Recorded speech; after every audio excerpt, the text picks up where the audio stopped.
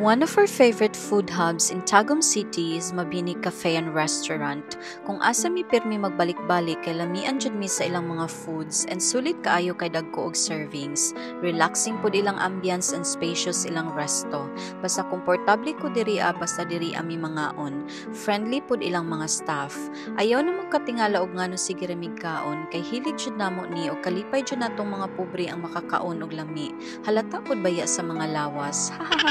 While waiting nga ma-serve among food, pabuang-buang sa aming duha ni Dada while among kauban busy kaayo sa iyang Roblox.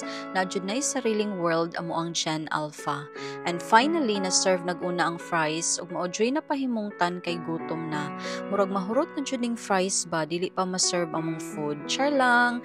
Uy, paspas kayo ilang service diri promise. Dili jud ka mapasmuhan. Kapila na mi nagbalik-balik dine-in diri dili jud mi mapakya sa among expectation sa mga pagkaon. Kay sige naman mig-order og chop suey diri so nag-try miglahi na pod sa ilahang menu. So let's take a look at our order.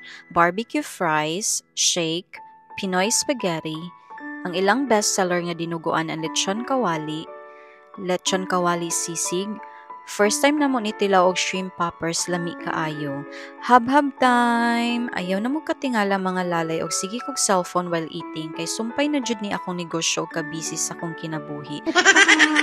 If you visit Tagum City and craving for something delicious, I highly recommend Mabini Cafe, located at Abad Santos Street, Tagum City.